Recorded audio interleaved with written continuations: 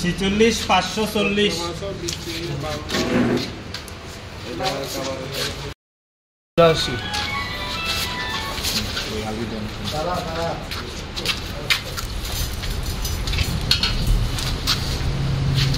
45 680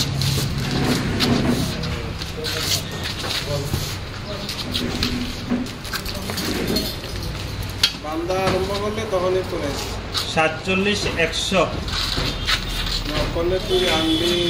আমাদের কাছে আগের থেকে একটা খবর ছিল, প্রত্যেক অঙ্গনওয়াড়ি সেন্টারে শিশুদের যে পুষ্টিজাত যে চাল ডাল, যে খিচুড়ির জন্য যে চাল ডাল দেওয়া হয়, প্রতি বস্তাতে নাকি 2 কেজি 3 কেজি 4 কেজি করে কম থাকে।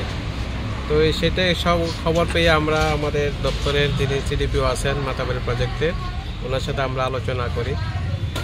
আমার সিডিপিও সাহেব বলেছে, তো স্যার ঠিক আছে, যখন সেন্টারে চালগুলি যাবে আপনারা জনপ্রতিনিধিরা থেকে ওয়েট করে জিনিসটা বুঝে রাখবেন। সেই মোতাবেক আজকে আমাদের ফুলকুমারী অঙ্গনওয়াড়ি সেন্টারে যখন তারা চাল নিয়ে আসলো, তখন আমরা আমাদের প্রধান অন্যান্য যারা ছিল তাদের উপস্থিতিতে এটা ওয়েট করে দেখা যাচ্ছে প্রতি বস্তাতেই 3 কেজি 4 কেজি করে চাল ডাল মিশ্রিত যে চাল ডাল সেটা কম আছে। তারপরে আমাদের সিডিপিও সাহেব আমাকে ফোন করলো, আমিও ফোন করলাম, প্রধানরা জানালো, সবাইকে আমরা জানাজানি করেছি। এসে আমরা এখন প্রতিটা বস্তা ওয়েট করে দেখছি কী আছে বিষয় আছে। তো এখন আমাদের দাবি থাকবে, দপ্তরে তো উনি আছেন এবং যারা এই কাজের সাথে যুক্ত আছে তাদেরকে অবশ্যই আইন অনুযায়ী যেন বিহিত ব্যবস্থা নেওয়া হয়।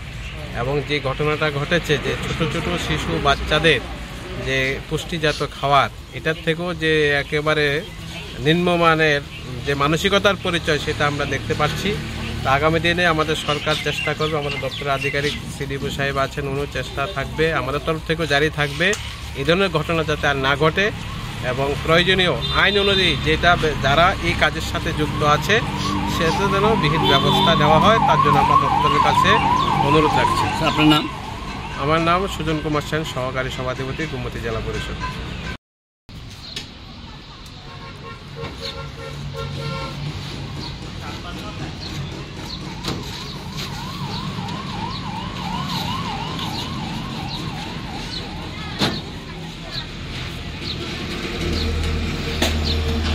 আমরা দীর্ঘদিন যে আইসিডিএস থ্রুতে যে চাল ডাল দেওয়া হয়, সেন্ট্রালি যেখানে বস্তা হয়, এখান থেকে প্রত্যেক বস্তাতে কম হয়, এই খবরটা আমার কাছে দীর্ঘদিন ধরেই আছে।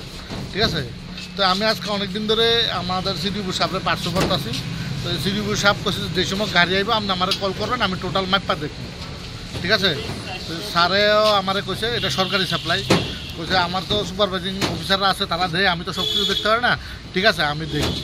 তো স্যারের যথারীতি আজকে গাড়ি আইসে পরে আমি স্যারের ফোন করছি, সারা ইয়া টোটালি ব্যাপারটা দেখছে। যে এখন পর্যন্ত আমরা যা দেখতেছি, যেটা এটা বস্তা 50 কেজি বস্তা, এটাতে গড় এভারেজ প্রায় 3 থেকে 3.5 কেজি চাল করে কম আছে। 60 কেজি বস্তা যেটা, এটা তো সেম দেখ 3 কেজি থেকে 3.5 কেজি করে চাল কম আছে। তো আমরা যা বুঝছি অ্যাপ্রোচ এই গাড়িটার মধ্যে টোটাল 300 থেকে 350 কেজি চাল কম হইতেছে। তো এই চালটা তো ফিল্ডে যায় কম হইতেছে। ঠিক আছে, তাই ব্যাপার হচ্ছে আমি সবাই এটাই কমু যে এখানে আসলে ঠিক আছে সবারই ইনকাম দরকার, কিন্তু ইনকাম করার রাস্তায় জানা, এটা একটা শিশু খাদ্য। ঠিক আছে, তো আমরা যেই এলাকার যেই সমস্ত চালগুলা যেই প্রধানরা বা যারা বুঝলো বা স্কুলের দিদিরাও, আমি ডিপার্টমেন্টেরও কমু ও তৈরি এখানে মাইপা বুঝতে দিব। প্রত্যেক আইসিডিএস প্রচুর জিনিস দেওয়া হয়, তো সরকারের তরফ থেকে একটা ফাল দিয়েও দেওয়া হয় সেন্টারে, এটাও কমু আর কি, যাতে চাল ডাল দিয়ে অন্তত বুঝ করে রাখে। তার কাছে সিট দিয়ে দেবো, তারা দেখবো এবং মাইপা বুঝ রাখবো, এই প্রক্রিয়াটা থাকে। অঙ্গনওয়াড়ি সেন্টারটা কি না? এটা ফুলকুমারী অঙ্গনওয়াড়ি সেন্টার। চালটা কে সরবরাহ করতেছে? চালটা সরকার সাপ্লাই দেয়, এখন এটা গভর্নমেন্ট সাপ্লাই। আমরা যে কম পাইছি এটা কি সরকার থেকে কম দিতেছে নাকি? না, সরকার থেকে কম দেয়। কমটা কি? সরকার থেকে এক রত্তি চালও কমার সুযোগ নাই, কারণ আমি কিছু কিছু জিনিস জানি অ্যাডভান্টেজ। কারণ রেল দিয়া যে চালটা আয়ে, যেটা এফসিআর গুডানো যায়, টোটাল রেলের যে কন্ট্রাক্টর চালটা রিসিভ করে, হ্যাঁ যদি গুডানো যে চালটা দেয়, এই চালটা দিয়ে 1 কেজি কম হয়, এটার দাম 127 টাকা ধরে